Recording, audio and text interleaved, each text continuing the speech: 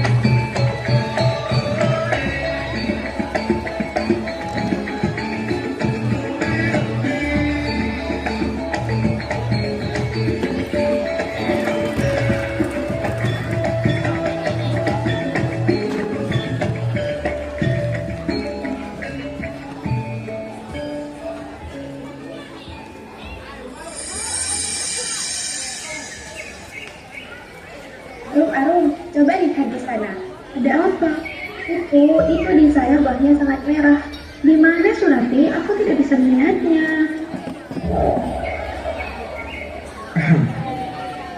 Ada gerangan apa? Gadis cantik ini berada di hutan. Kami berada di sini untuk mencari buah. Kami ini juga seorang penyintas yang sedang kabur dari kerajaan musuh. Kerajaanku sedang diserang habis-habisan oleh musuh. Bolehkah aku tahu siapa namamu, wahai gadis cantik? Namaku Surati. Aku putri dari kerajaan Kelungkung. Wah, nama yang bagus. Kalau begitu, apa kau mau ikut bersamaku ke istana dan menjadi permaisuriku? Hah? Istana? Apakah tuan ini seorang raja? Betul, aku adalah seorang raja dari kerajaan Sindurejo. Hari ini aku pergi berburu dengan pengawalku, namun terhenti karena aku melihatmu dan aku jatuh cinta pada pandangan pertama. Jadi, kutanya sekali lagi, maukah kau menjadi permaisuriku? Tapi, apakah saya ini pantas bersanding dengan yang mulia? Tentu saja, kau adalah gadis tercantik yang pernah kutemui. Dan hanya kaulah yang ingin aku jadikan permaisuriku. Dengan segala kerendahan hati, saya mau menerima lamaran ini. Tapi dengan satu syarat, yang mulia harus setia dan percaya sepenuhnya kepadaku. Dan apa boleh aku mengajak ayahku untuk tinggal di istanamu? Tanpa kau minta pun, aku pasti akan melakukannya. Baik, terima kasih banyak yang mulia.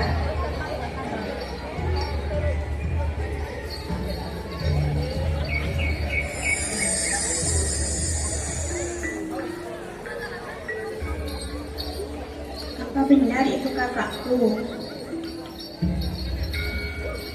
Kakak, apa yang kau lakukan di sini? Adikku, benarkah ini adikku? Ya, ini adikmu. Ada apa? Sungguh sangat malang nasibmu adikku. Kamu telah hidup dan ditipu oleh suamimu sendiri. Suamiku, Ada apa dengan suamiku? Asal kamu tahu, suamimu adalah orang yang telah membunuh ayah kita. Ayah kita, adikku. Ayah kita? Ya, sudahkah kamu hidup dan tinggal dengan dia di istana ini? Tidak, tidak mungkin. Kau berdusta padaku. Aku tidak pernah berdusta kepada adikku sendiri. Tidak mungkin suamiku melakukan hal seperti itu padaku. Cukup Surati, cukup. Bergabunglah denganku bersama kita balaskan dendam kematian ayah kita. Tidak, aku tidak sudi bergabung denganmu. Jadi, kamu lebih memilih suamimu daripada aku, Surati? Ya, tentu saja.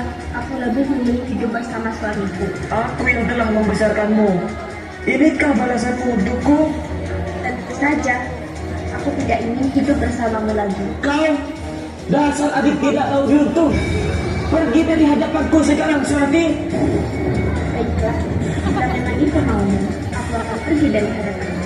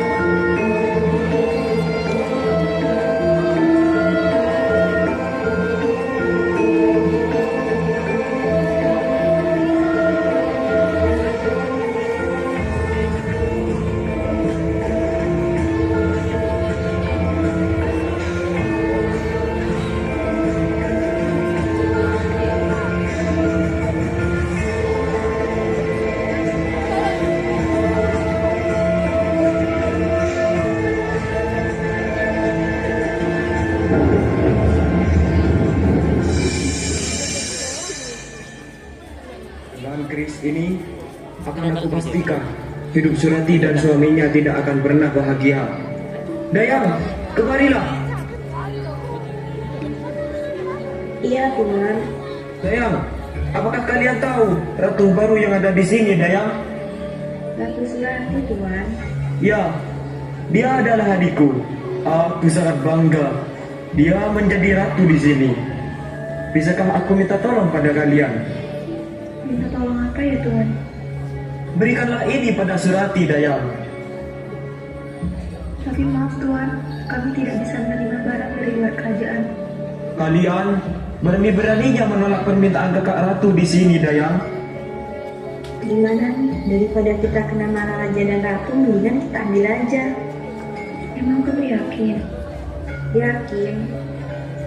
Ya udah deh, gak apa-apa, kita terima aja. Ambillah, Dayang. Jangan sampai Surati tahu bahwa itu adalah pemberian dariku.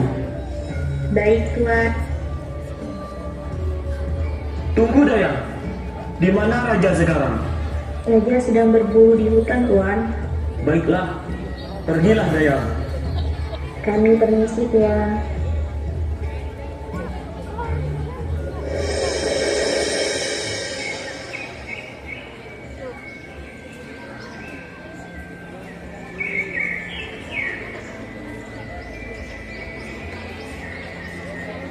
Sembah hamba paduka.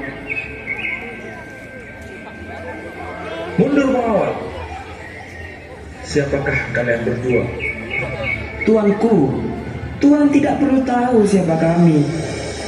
Aku hanya ingin memberikan kabar kepada Tuanku. Percayalah Tuan, nyawa Tuan sedang dalam bahaya. Istri Tuan yang baru Tuan nikahi telah berencana untuk menikam Tuan. Lancang sekali kau. Berani-beraninya kau memfitnah istriku. Tenanglah Tuan, tenanglah, tenang. Dengarkan kami dulu. Kalau memang Tuan tidak percaya, buktikan sendiri. Setelah Tuan pulang dari sini, lihatlah di bawah bantal istri Tuan. Kalau memang terdapat keris, itulah keris yang digunakan untuk membunuh Tuan. Kalau begitu, kami undur diri Tuan. Camkan itu baik-baik.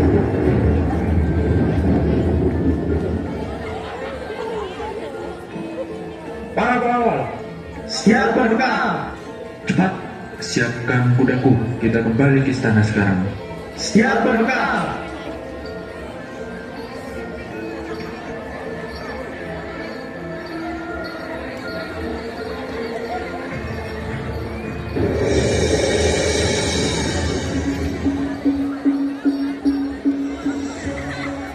Sembah hamba tuanku yang mulia, keselamatan yang mulia sedang terancam bahaya karena permaisuri hendak membunuh yang mulia.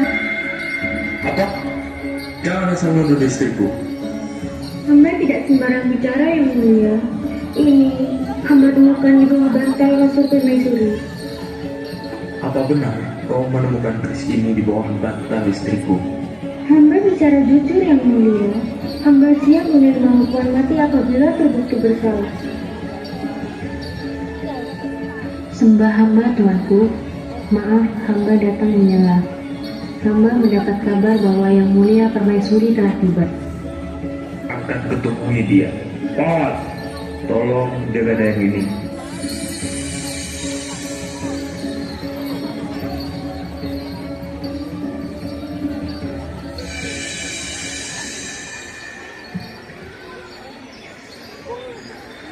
Wah, sejuk sekali suasana di sini. Airnya juga jernih. Wah, ada ikan. Ikan, pasti Kakanda senang kalau aku ajak kemari.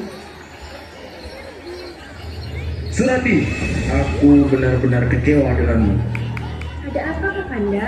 Kenapa kau datang dengan kemarahan? Jangan berpura-pura lugu di depanku.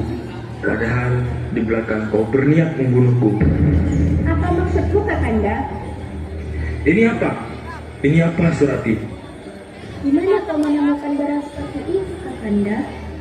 Aku menemukan keris ini di bawah bantalmu. Jadi, kau menuduhku? Ya Surati, ini adalah bukti yang sangat jelas. Sungguh, Adinda tidak pernah berpikir untuk membunuh Kakanda sedikit pun. Bahkan, Adinda rela mati demi keselamatan Kakanda. Kakanda sudah tidak percaya dengan omongan Dinda lagi. Lalu, dengan cara apa Kakanda percaya pada Dinda? Kalau begitu, buktikan pada Kanda dengan cara masuk ke dalam sungai itu untuk membuktikan kebenarannya. Aku sangat kecewa denganmu Kakanda. Kamu sudah melanggar janjimu. Baik, jika itu maumu, aku akan melompat ke sungai itu. Jika sungai itu berbau busuk dan keruh, maka akulah yang bersalah. Tapi sebaliknya, jika sungai itu berbau harum dan jernih, maka aku tidak bersalah.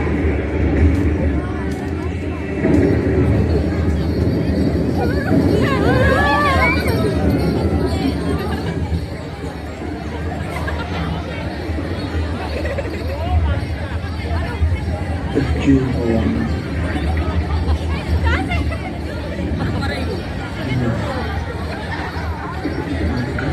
Bawa setel. Tidak percaya lagi dengan ini.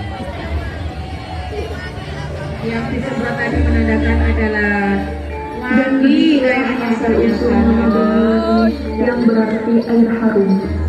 Kisah ini mengajarkan bahwa kesetiaan, kesucian, dan kebenaran akan selalu menang, meskipun menghadapi fitnah dan ketidakadilan. Sebuah pelajaran abadi bagi kita semua.